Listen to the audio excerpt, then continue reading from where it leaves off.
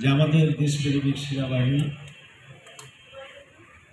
এবং আমাদের জনগণের বন্ধু পুলিশ, কিন্তু সেনাবাহিনীর পরে যে মানুষের আস্থা, সেই আস্থাটুকু কিন্তু আমরা এখনো পর্যন্ত সেনাবাহিনীকে আমরা দেশপ্রেমিক মনে করি। কিন্তু বাংলাদেশের পুলিশ আমরা কিন্তু এখন আর বন্ধু ভাবি না, পুলিশকে আমরা এখন শত্রু ভাবি। এই কারণে ভাবি যে পুলিশ অন্যায়ভাবে মানুষের বিরুদ্ধে, জনগণের বিরুদ্ধে বেড়েছে। আজকে পূর্বে একটা পুলিশ যদি কখনো বিপদে পড়তো, জনসাধারণ এগিয়ে আসতো তারা সেভ করা যায়। কিন্তু এখন যদি কোনো পুলিশ এসে বলে ভাই আমার একটু বাঁচাও, যদি বোঝে ওই লোকটা যে পুলিশ, সাথে সাথে তার বিপদে পড়তে, এরকম একটা অবস্থা চলছে। আমি আমাদের এই দুজন পুলিশ অফিসার কথা বলেছিলাম, কিন্তু সবাই চিনি না। তবে পরে যে বক্তব্য রেখেছেন যিনি, বক্তব্যের ভিতরে উনি ওনার নামটা প্রকাশ করেছেন, ওনার সম্ভবত সোহাগ। উনি কিন্তু ওনার বক্তব্যে স্বীকার করেছেন পুলিশ ভালো না, ভালো ছিল না।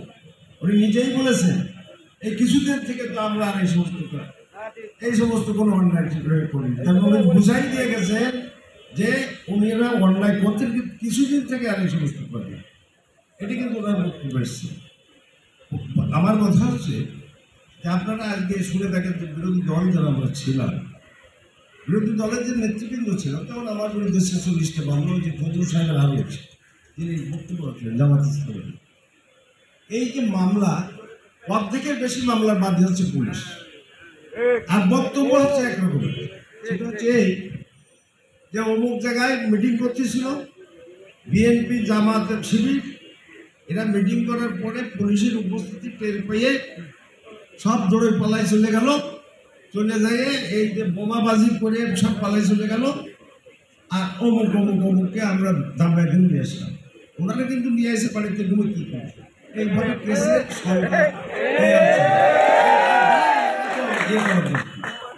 এখন আমার যেটা বক্তব্য, এই দেশে এই সমাজের যে আমরা প্রতিনিধিত্ব করি, আমাদের কিন্তু কিছু দায়বদ্ধতা আছে, আমাদের কিন্তু কিছু দায়বদ্ধতা কন্ট্রিবিউশন কিন্তু আমাদের এই সমাজে দিতে হবে। আমি দেখেছি এই আইন শৃঙ্খলা পরিস্থিতির অবনতি হওয়ার পরে বার আমি অস্বীকার করেছি, ভাই এটি আপনি দেখেন কিন্তু উনি যেন আমি কিন্তু দফার বিষয়টা এত জানতাম না, উনি যেন একদম অসহায়। ভাই উনি বরং উল্টো টেলিফোন করে ঝাপাই আরে দেখেন এই ঝাপার ফাঁড়িতে আমাদের কিছু ওই রয়েছে, কি মোটরসাইকেল রয়েছে, কেসে গেলাম হোক, কেউ না কেউ সেইটা চুরি করে নেওয়ার চেষ্টা করতেছে, আপনি একটু দয়া করে সেভ করুন। সেই দিনগুলো কী বলবো, তখন আমি শুনলাম যে আমি সাথে সাথে থানায় এসে বললাম ভাই আপনি কী সমস্যা। আমি ছেলেকে পুরাপুরি অবগত হলাম যে ওনাদের দাবি। তাতে কী হয়েছে, একটি দেশের সরকার পরিবর্তনের মাধ্যমে কিছু ঘটনা ঘটে আমরা দেখেছি, কিন্তু এবার কিছু বেশি ঘটতেও পারে। এখন এটা অস্বাভাবিকভাবে বিদায়, অস্বাভাবিক, এবং বিদায় নেওয়ার আগেও সে 1100 লোক খুন করে তারপরে একটু হতেই পারে, কিন্তু এটা আমরা চাই না। আর পুলিশ আজকে যে বলেছেন রাজারবাগ থেকে অর্ডার এসে নামবে, ওনাকে দিলে ওনারা নামে পড়বে আমাদের সাথে, আর আমরা তা চাচ্ছি না। এখনই আপনারা আমাদের সঙ্গে নেমে পড়েন, মনিরামপুরের আইন শৃঙ্খলা পরিস্থিতি কখনোই এটা উন্নতি হতে পারে না। আজকে পুলিশ ছাড়া এদেশ চলতে পারে। আপনারা পুলিশকে বন্ধু এখনো ভাবি, 2013 সালের পরের থেকে আমরা পুলিশকে শত্রু ভাবতেছি। এরা পর্যন্ত আমরা বন্ধুর মতোই আছে। সেই আস্থা জায়গাটা ফিরিয়ে আনুন। আমি মেজর স্যারকে বলবো যে আজকে যদি আরও ওনারা রাজারবাগ অর্ডারের জন্য বসে থাকেন, তাহলে কিন্তু পরিস্থিতি থাকা খুব মুশকিল। এই জন্য যদি আপনাদের কোনো ভয় থাকে, আপনাদের যদি কোনো কষ্ট থাকে বা ভয় যে আপনারা লোকালিটি যেতে পারতেছেন না, পুলিশি সমস্যা মনে করতে জনগণ আপনাদের পরে ইয়ে করতে পারে, আমরা আছি তো, রাজনৈতিক ব্যক্তিরা আছে, আপনাদের কেউ কিছু করবে না।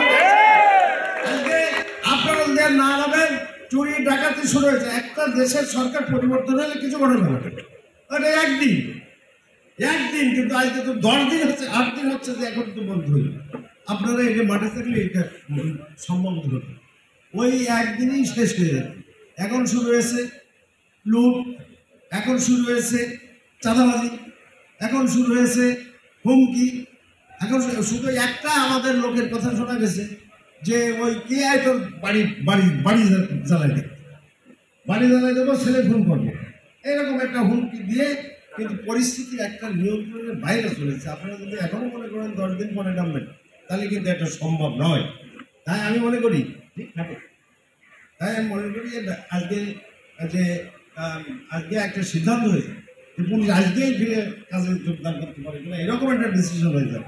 ওর জন্য আমরা পুলিশকে, ওসি সাহেব এবং যারা থানার ভারপ্রাপ্ত অন্যান্য কর্মকর্তাগণ আছে তাদেরকে নিয়ে এক একটা লোকালিটি যে আমরা পুলিশ এবং পলিটিক্যাল পার্টির লিডার যে একসঙ্গে আমরা একটা এইরকম একটা সভা সেমিনার করে আমরা আমাদের স্বাভাবিক জীবনে ফিরে আসি সবাই, এই আহ্বান জানাই। তো যা হোক, কথা বলার অনেক কথা ছিল কিন্তু সম্ভব হলো না। আজকে সবাইকে ধন্যবাদ দিয়ে এবং আমি পুলিশকে অনুরোধ করবো যে আপনারা আপনাদের কাজে ফিরুন, আমরা আপনাদের সর্বতরভাবে সহযোগিতা দেবো, এই কথা বলে সবাইকে ধন্যবাদ দিয়েছি। ধন্যবাদ। আল্লাহ হাফেজ। ধন্যবাদ। এই ক্যামেরা